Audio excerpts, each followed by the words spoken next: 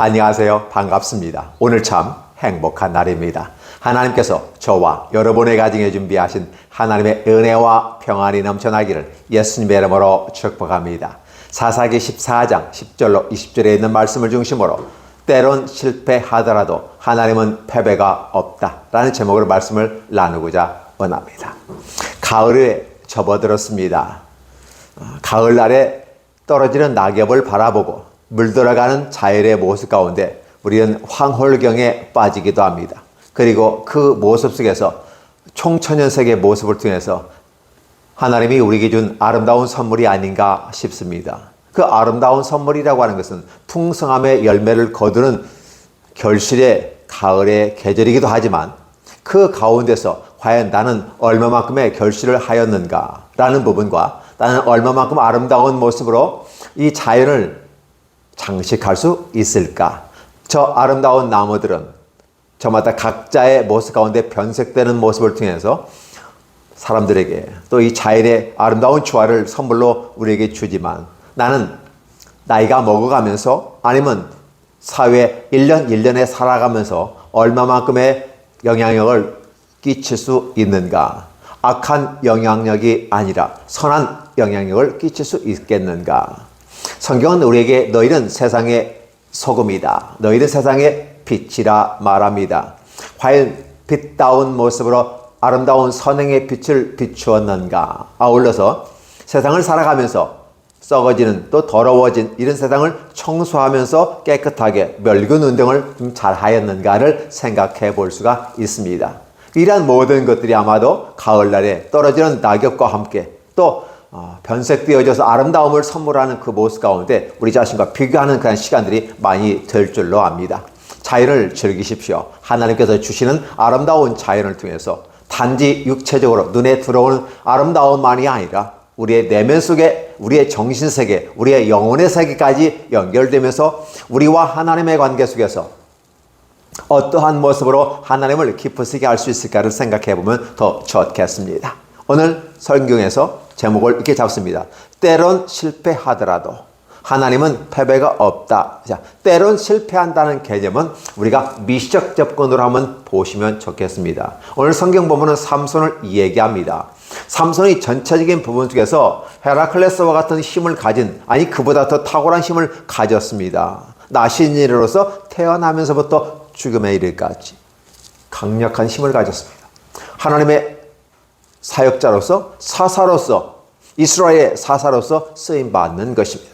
이런 과정 속에 보면 때로는 삼손은 승리자다라고 말하기도 하고 삼손이 살았을 때 블레셋 사람을 쳐 죽인 것보다 그가 성전을 무너뜨리면서 죽인 수가 3천이 넘기 때문에 결국은 삼손이 삶을 살아가면서 죽였던 블레셋 사람의 수보다 더 컸다라고 하는 부분 속에서 그는 성공했다라고 말하는 것 같지만 실상은 그는 죽음의 시신으로 올라오는 그 모습을 통해서 어쨌든 그가 가진 역량과 총 에너지를 가지고 그의 삶을 영위한 것은 삼손 그 자신의 삶이었기 때문에 우리는 그러한 차원에서 봤을 때 삼손을 평가해 볼 수 있습니다. 삼손을 성공자라고 표현해 볼 수 있습니다. 또는 삼손을 실패자라고 표현해 볼 수 있습니다. 물론 성경에서는 삼손은 실패자라고 말하지만 때로는 성경에서 삼손은 마지막까지 하나님 앞에 회개하고 돌아오면서 제 기능을 충실히 못한 하나님이 내게 무한한 은혜와 능력과 힘을 주었는데 그것을 제대로 사용하지 못하고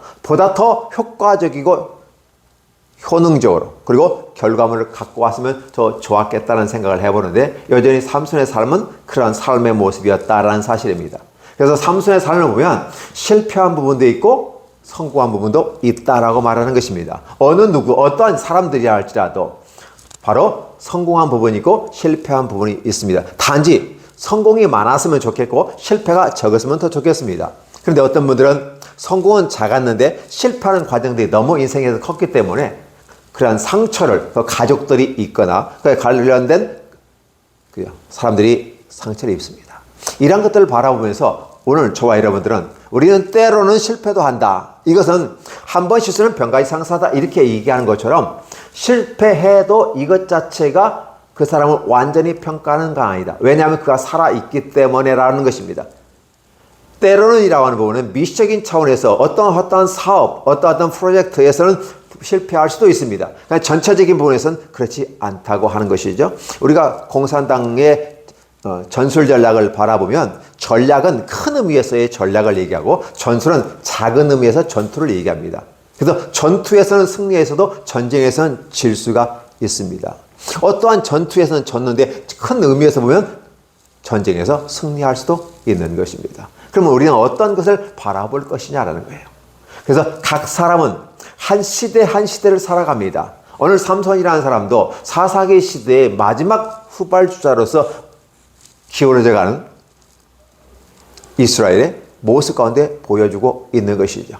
그 가운데서 하나의 40년 동안 블레셋의 침략을 받고 강탈, 착취, 수탈당하는 그 모습 가운데 어떻게 하면 이스라엘을 블레셋으로부터 구원할 것인가라는 부분이에요.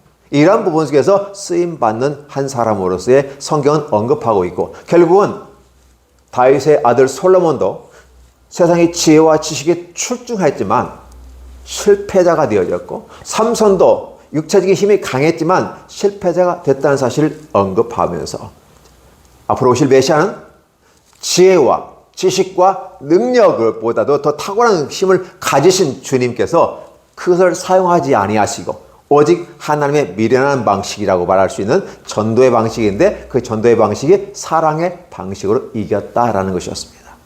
그럼 모든 인류의 죄를 심판하시는 심판주로 오셨지만은 그분은 심판주보다는 십자가에서 자기가 죽으심으로 말미암아 모든 죄를 용서해 주시고 사랑해 주시고 안아 주시는 모습으로 성공했다라는 것이었습니다. 그래서 진정으로 초창기 아담도 실패했고 적과 꿀이 있는 땅에서 여러 사사들도 실패했지만 결국은 메시아 예수 그리스도는 성공했다는 말을 일부 예배에서 전해드린 바가 있습니다. 그런데 오늘 2부에서는 이렇게 말씀을 드리고자 원하는 것이죠. 삼손의 삶이든지 우리 각 개인의 삶의 모든 부분 속에서 실패하는 영역이 반드시 있다. 그러나 그 한 가지 실패하는 것 때문에 분노에 차서 자기 자신의 감정을 조절하지 못하고 결혼식장에 가서도 자기가 좋아서 선택하던 그 아내에 대한 책임을 다하지 못하고 결혼식에 끝까지 참석해서 신부를 아내로 맞이하지 못하고 오히려 자기의 시력과 자기의 경험과 자신의 능력으로 어떤 문제를 해결하려다가 안 되니까 분노에 차서 자기 집으로 돌아가 버림으로써 자기 아내조차도 책임지지 못하는 한 삼손. 그리고 그 아내는 어떻게 되는 겁니까? 식장에서 신랑이 사라져 버렸어요. 참 재미있는 것은 신랑이 사라지면 신랑이 올 때까지 기다려야 되는데 신랑이 분노에 차서 집에 와서 안 돌아버리는 거예요. 그러니까 어떻게 됩니까? 신부는 붕 뜨게 되는 거고, 그래서 그 참석한 신랑의 친구들 중에서 한 사람이 그 여인을 취해서 아내로 삼았다. 이렇게 되는 것이죠. 결국 삼손은 시작부터가 실패한 인생이었다는 것처럼 보입니다. 성령이 임하시면, 성령이 임할 때 그 성령이 내게 임하였을 때, 그래서 이것을 비유를 어떻게 들어봐야 될까? 이제 운동을 잘 못합니다. 운동신경이 안 좋습니다. 아니면 운동신경은 좋은데 시력이 안 좋아서 공이 날아오는 걸 볼 수가 없어요. 자, 그러면 배구를 연상해서 볼 때, 스파이크에서 배구를 때리칠 때 빠른 속도로 달아올 때 이걸 잘 받아치는 경우가 있습니다. 받아칠 때 내가 기술이 부족하거나 준비되지 못한 어정쩡하게 받으면 공이 다른 데로 튀게 됩니다. 근데 실력 있는 사람은 오는 예상도와 각도와 힘의 조절을 해서 부드럽게 받아 넘겨서 다시 공격할 수 있는 기회를 잡는 것입니다. 그러니까 준비된 수비수라면 얼마든지 좋겠는데, 달리 말하면 우리 하나님께서 성령의 강력한 스파이크를 통해서 삼손에게 힘을 주었는데 삼손이 그 힘을 받을 만한, 아니 그걸 조절해서 더 강력한 힘으로 어떤 모습을 하기 위한 준비로 쓰지 아니하고 충동적인 그 부분 속에서 분노에 차서 이런 모습으로 표현되는 것은 하나님의 아름다운 능력을 삼손이라는 한 사람을 통해서 표출될 때 좀 부정적인 부분 속에서 표출되는 건 아닌가?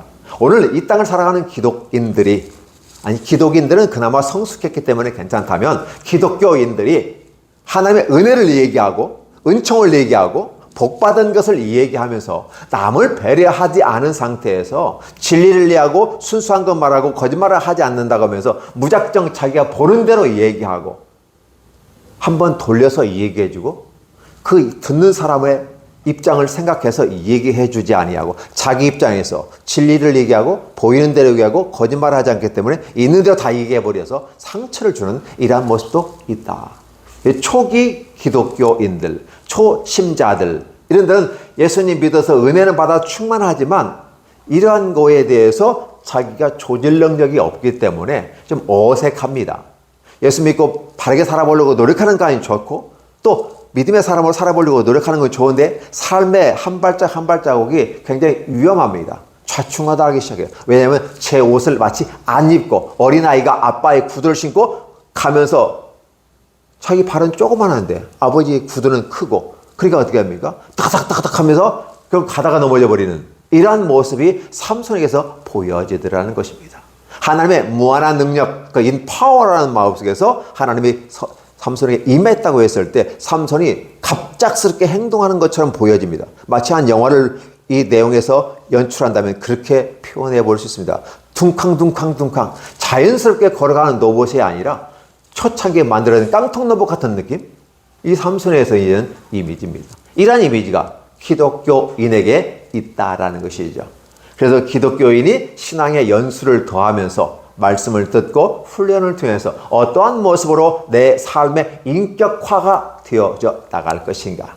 하나님의 강력한 스파이크를 내게 주셨어도 불같은 역사가 내게 임하셨어도 그것을 나를 통해서 나아갈 때는 완급을 조절해 가면서 사랑을 실천나가는 것은 아름답지 않는가. 오늘 기독인들에게 이러한 모습을 설교하는 것이 참 좋겠다는 생각해 봅니다. 오늘 성경을 보면 참 어렵습니다. 물론 다양한 방식으로 설교를 할 수 있겠지만 어떻게 하면 하나님의 계시와 메시지가 또 성경에 그랬던 이러한 부분이 이런 맥락을 통해서 우리가 무엇을 생각할 것인가 했을 때 현대에 맞는 설교를 하게 본다면 아마도 이러한 부분이 맞지 않을까? 분노의 자석, 자기 집으로 돌아가 버리는 삼손, 그에게 뭘 기대할 수 있었겠는가? 자기가 사랑한다고 말했고 어머니 아버지까지 억울해서 주장해서 내 속에는 좋은 대로 이자를 좋아하니까 그러면서 했지만 결국은 그 여인이 울며불며 했을 때 답을 알려줄 수도 있고 안 알려줄 수도 있고 그건 자신의 권한이란 말이에요. 어머니 아버지에게도 얘기하지 않은 얘기인데 내가 당신에게 얘기하겠는가? 라고 하는 말조차도 뭔가 좀 어색한 부분입니다. 그 누가 얘기해도 이것은 게임이고 게임이 끝날 때까지는 얘기할 수 없습니다. 당신이라 할지라도. 말을 참 이렇게 부드럽게 했으면 더 아내가 막 울면서 매달릴지라도 게임은 게임이니까 이렇게 넘어갈 수도 있는데 그렇게 하지 않고 내 부모에게도 얘기하지 않는데 당신이 뭐 얼마나 위대하니 내가 사랑한다고 해서 당신에게 얘기한 비교하지 않을 것을 비교를 하고 있더라는 사실입니다. 그리고 수수께끼 내는 것도 먹는 자에게서 먹는 것이 나오고 강한 자에게 단 것이 나온다. 이 표현조차도 문학적으로라든지 어떤 시적, 퀴즈 어떤 어울리지 않는 부분입니다. 대답하는 것도 그겁니다. 사자보다 강하고 꿀보다 단 것이 이렇게 되나 그렇게 하면서 문제를 해결한 것처럼 얘기하는 거죠. 실상은 삼손은 아니까 그런 것을 하지만 다른 사람들은 모르는데 그렇게 표현하는 것이죠.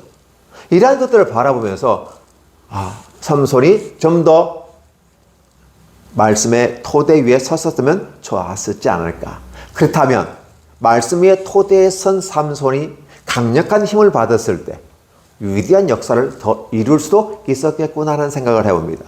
그런데 말씀의 토대 위에보다는 자기 속에 옳은 대로 행하는 삼손, 자기 방식대로 하다 보니까 그게 틀어지면 분노에 차서 이야기하고 그리고 하나님의 성령이 임하셨을 때 성령의 힘을 완급을 조절하지 못하고 그냥 오는 대로 받아 내리치는 핑퐁 게임을 아니면 치킨 게임을 하는 것 같은 느낌을 이것이 삼손에서 느껴지는 부분입니다. 그것이 어리석다 아니면 어리석다보다도 약간 어리다 좀 더 성숙이 필요하지 않을까를 생각해 보는 것입니다. 물론 시작이 있으면 과정이 있고 최종적인 결과를 가져오기까지 미래가 있습니다.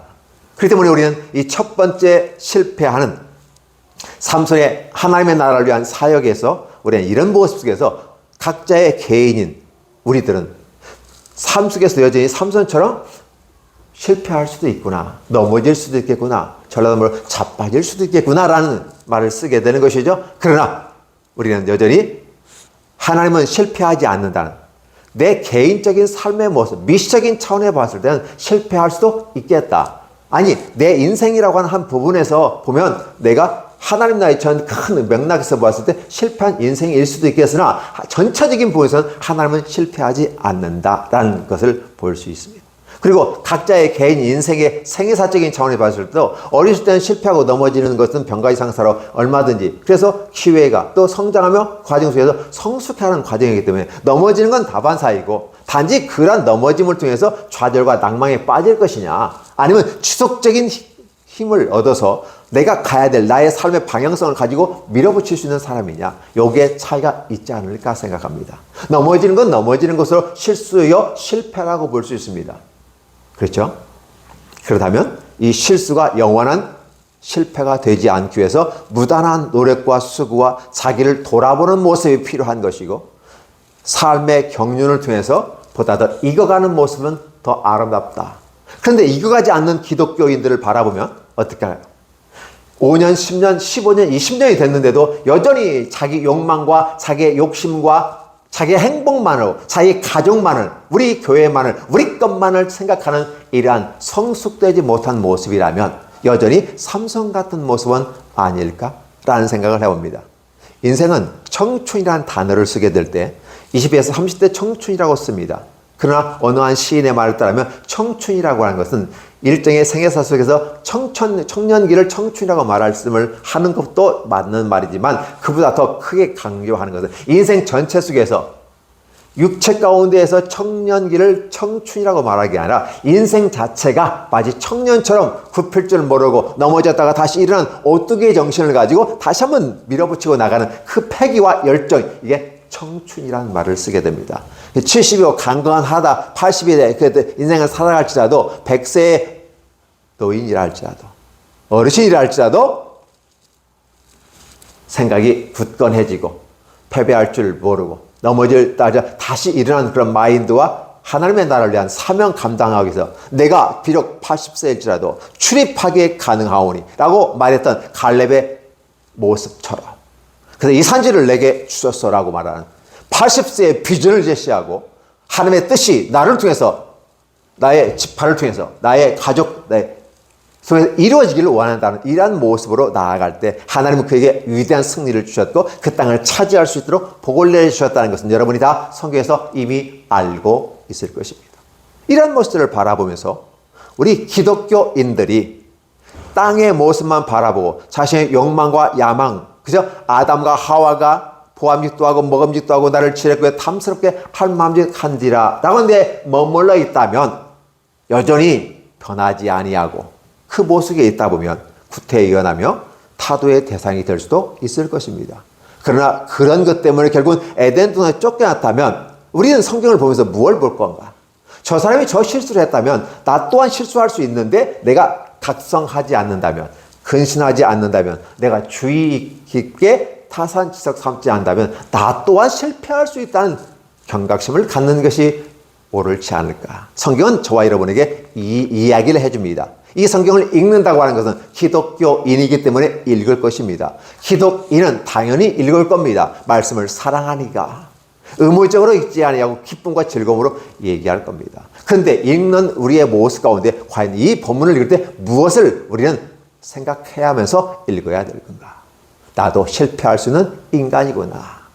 때로는 실패할 수도 있구나. 미시적인 차원에서 실패할 수도 있구나. 그러나 거시적인 차원에서는 그게 도움이 된다면 실수는 성공의 어머니가 된다는 표현이 적절할 것입니다. 이미 여러분들은 이러한 내용을 잘 알고 있을 것입니다. 그러나 알고 있는 거하고 실행하는 거하고는 차원이 다르게 됩니다.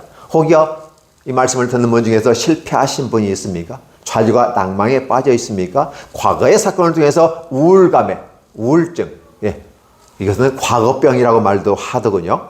과거의 어떤 사건을 통해서 바로 우울감에 짓눌려 있을 수도 있습니다. 그리고 아울러 미래를 향해서 두려움증, 공포증, 미래에 대한 공포가 생겨서 미래병이라고도 합니다. 이런 것들에 여러분들이 혹시 붙잡혀서 앞을 나가지 못하고 바깥에 나가면 호랑이와 사자가 있으니까 무서워서 나갈 수 없다라고 하면서 게으름의 극치를 혹시 보여주고 있지 않습니까?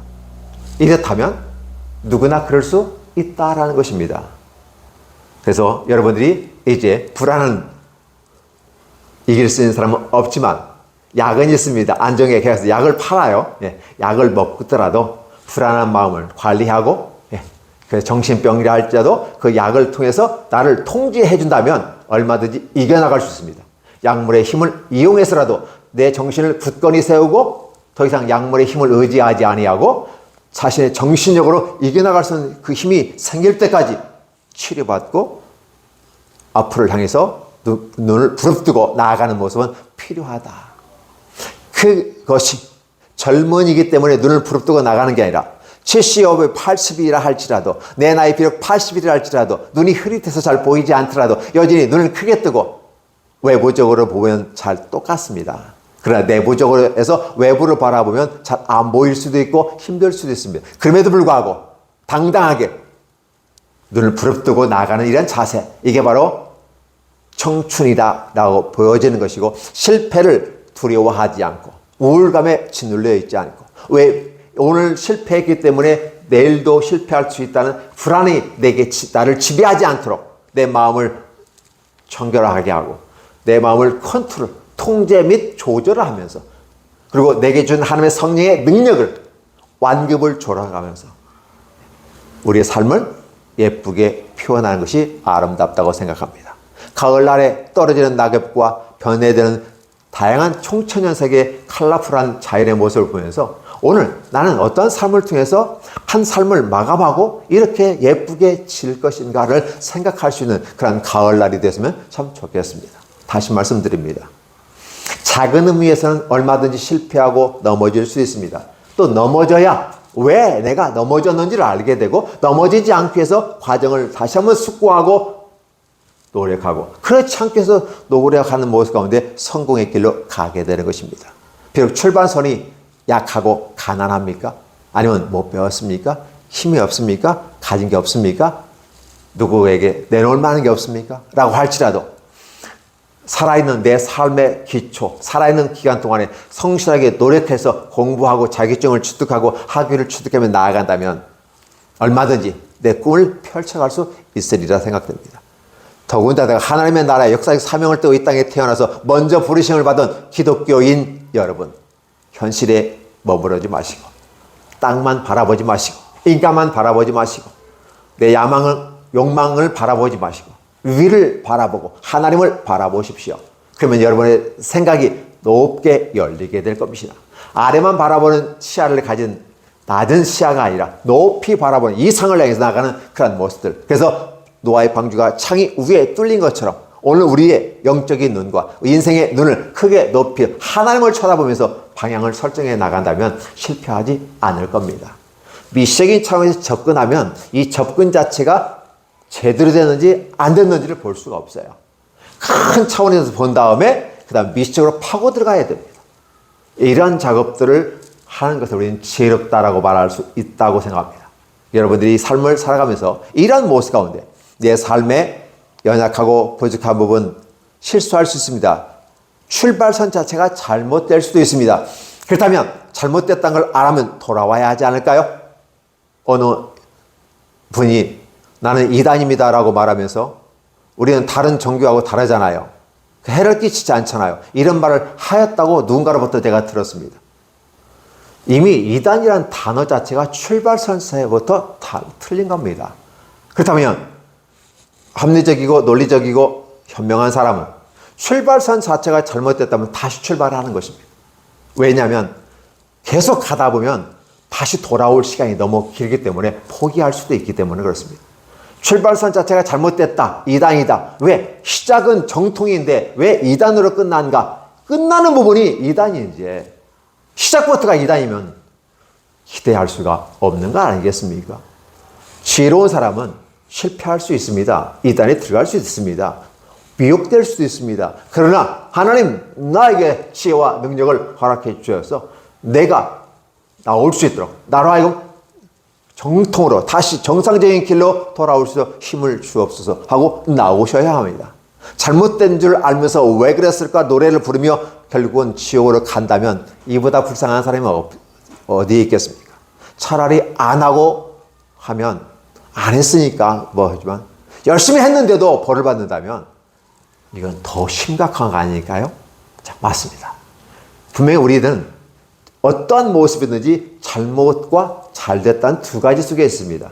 잘하면 좋지만 못하더라도 낙심하지 마시고 실패하더라도 낙심하지 마십시오. 왜냐하면 하나님은 거시적인 차원에서 우리를 합력하여 선을 이루게 만들며 올바른 길로 이끌어 가십니다. 결국은 우리가 하나님의 방향에 맞추어졌을 때는 정상적인 길로 갑니다. 잘못됐다는 개념은 우리의 방향이 하나님과 어긋나 있기 때문에 이것이 맞을 때까지 문제가 발생하고 그 가운데 좌충우돌하며 우울증에 빠지기도 하고 두려워하기도 합니다. 그러나 하나님의 포인트에 맞추어진다면, 하나님의 핵심적인 거에 맞춰진다면 우리는 더 이상 그 잃어버린 세월, 실패하는 세월 우리는 가지지 않을 것입니다. 그런데 우리의 인생을 소비할 필요가 없다는 사실을 말씀을 드리고, 그렇게 소비할 인생과 그 여력이 우리에게는 있어서는 안 된다. 그만큼 실패할 수도 있지만 실패하는 만큼 우리는 우리의 에너지를 소비할 수 있고 시간의 에너지를, 인생의 에너지를 소비할 수 있기 때문에 이러한 부분에서 좀 주의 있게 바라보셨으면 좋겠습니다. 삼손은 첫 모습은 실패했습니다. 가정도 실패했습니다. 결혼도 실패했습니다. 분노에 차서 자기 인격 장애, 인격 조절도 힘도 할 수 없는 사람이었습니다. 자, 이쯤 되면 힘들구나 라고 느껴보시지 않을까요? 그랬을 때는 다시 잘못됐구나. 그러면 무엇이 틀렸는지를 보시고 다시 정상적인 방식은 무엇일까를 생각하며 다시 출발하시면 좋지 않을까 생각합니다. 여러분 어떻게 생각하십니까?